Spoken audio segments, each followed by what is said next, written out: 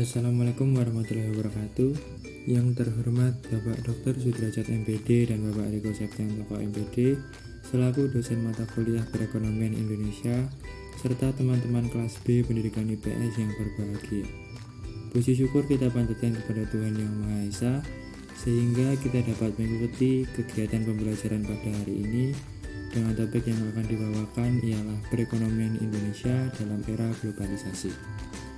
Adapun anggota kelompok kami yang pertama ialah Miftah Dayung, yang kedua Rizky Amalia, yang ketiga Eka Kurniawati, yang keempat Noverina Eka, yang kelima Anindya Rahma, dan yang keenam Fitri Nurhaliza, serta yang ketujuh Wahyu Septiawan.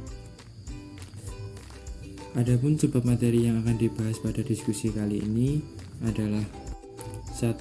Arti dan faktor globalisasi, 2. Alat ukur dan daya saing global Indonesia, yang ketiga kesiapan dan dampak globalisasi bagi Indonesia, dan yang terakhir peluang dan tantangan globalisasi bagi Indonesia. Pengertian globalisasi ekonomi. Globalisasi ekonomi dapat diartikan sebagai suatu proses yang terjadi pada saat masuknya ilmu ekonomi ke dalam suatu negara, di mana ilmu ekonomi ini mencakup mengenai cara produksi, distribusi, dan juga konsumsi. Ilmu ini masuk ke ruang lingkup dunia tanpa mengenal dengan adanya batasan dalam suatu negara atau wilayah pada saat proses tersebut terjadi. Faktor pendorong globalisasi ekonomi. Yang pertama yaitu kemajuan teknologi informasi dan komunikasi. Dengan adanya kemajuan teknologi informasi dan komunikasi, interaksi antar negara menjadi semakin cepat melewati batas negara. Perekonomian suatu negara dapat dilihat dari perkembangan teknologi informasi dan komunikasi di negara tersebut. Semakin tinggi perkembangan teknologi informasi, maka semakin tinggi pula pertumbuhan ekonomi negara tersebut. Yang kedua yaitu peningkatan perdagangan bebas. Perdagangan bebas adalah salah satu globalisasi dalam bidang ekonomi. Untuk globalisasi ekonomi pada bidang perdagangan ini dapat ditandai dengan adanya penyeragaman dan penurunan tarif ekspor dan impor dalam suatu negara. Perdagangan bebas yang seiring waktu semakin meningkat menyebabkan arus barang, uang, dan modal akan lebih cepat keluar masuk negara. Yang ketiga yaitu peranan perusahaan multinasional. Perusahaan multinasional mempunyai peranan yang sangat penting dalam aktivitas ekspor dan impor, transaksi internasional, sampai pada penanaman modal asing di beberapa negara tujuan tertentu. Pada akhirnya, perusahaan ini akan mampu mempengaruhi kondisi ekonomi pada suatu negara. Yang keempat yaitu perkembangan investor luar negeri. Adanya kerjasama antar negara yang berkembang dengan pesat melalui pasar bursa menjadi salah satu faktor yang mempengaruhi globalisasi ekonomi. Yang kelima yaitu perkembangan politik dunia. Politik dunia yang paling berpengaruh adalah kebijakan privatisasi. Kebijakan privatisasi merupakan salah satu kebijakan yang dilakukan pemerintah untuk mengalihkan sebagian atau keseluruhan aset yang dimiliki negara kepada pihak swasta. Dua alat ukur utama globalisasi. Terdapat dua alat ukur utama dalam sebuah globalisasi. Yang pertama adalah perdagangan internasional. Salah satu indikator untuk membuktikan tingkat globalisasi perekonomian Indonesia pada beberapa tahun terakhir ini dilihat dari aspek perdagangan internasional. Perdagangan internasional mewakili proporsi seluruh produksi yang melintasi batas negara, serta jumlah lapangan pekerjaan di negara yang bergantung pada perdagangan luar negeri. Di tingkat globalisasi, perdagangan internasional juga mewakili proporsi seluruh produksi dunia yang digunakan untuk impor dan ekspor antar negara. Kemudian yang kedua ada investasi internasional. Alat ukur yang kedua dalam tingkat globalisasi adalah investasi internasional, baik investasi langsung atau jangka panjang maupun investasi tidak langsung atau jangka pendek. Dalam sebuah negara pengekspor, semakin besar investasi dari negara itu di luar negeri, maka semakin tinggi derajat globalisasinya. Atau sebagai sebuah negara pengimpor modal investasi, semakin besar arus modal masuk ke negara tersebut, semakin tinggi tingkat globalisasinya. Kemudian selanjutnya ada daya saing global Indonesia. Pada era globalisasi saat ini, jika sebuah negara ingin maju dalam segala hal yang penuh persaingan global, maka negara tersebut harus memilih tingkat daya saing yang tinggi, bukan daya saing sebuah barang ekspor, namun lebih luas dari itu, yaitu daya saing sebuah bangsa atau negara. Daya saing yang tinggi dari suatu negara akan sangat membantu daya saing dari produk-produk yang diproduksi oleh negara tersebut.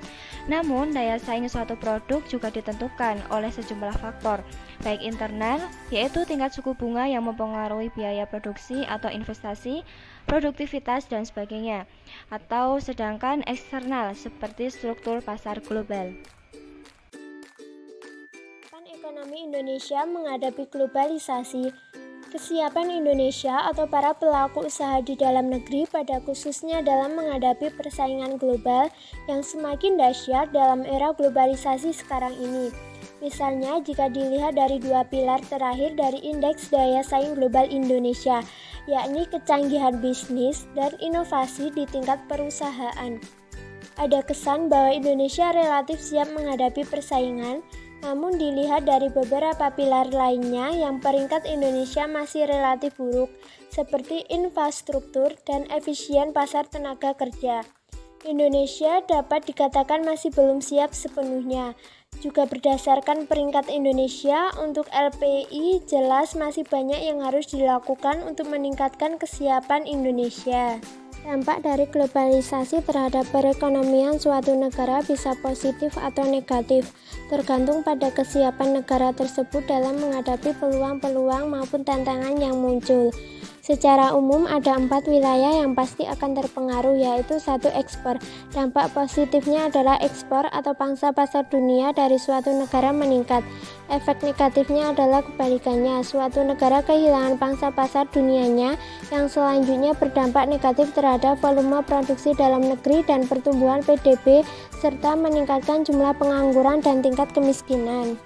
Dalam beberapa tahun belakangan ini ada kecenderungan bahwa peringkat Indonesia di pasar dunia untuk sejumlah produk tertentu yang selama ini diunggulkan Indonesia, baik barang manufaktur seperti tekstil, pakaian jadi, dan sepatu maupun pertanian termasuk perkebunan seperti kopi, coklat, dan biji-bijian terus menurun relatif dibandingkan misalnya Cina dan Vietnam.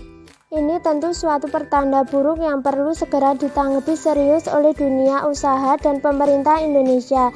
Jika tidak, bukan suatu yang mustahil bahwa pada suatu saat di masa depan, Indonesia akan tersepat dari pasar dunia untuk produk-produk tersebut.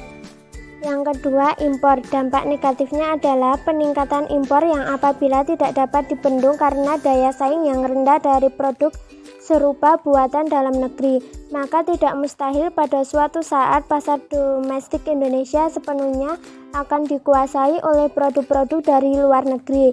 Dalam beberapa tahun belakangan ini, ekspansi dari produk-produk Cina ke pasar domestik Indonesia, mulai dari kunci Inggris, jam tangan tiruan, hingga sepeda motor semakin besar.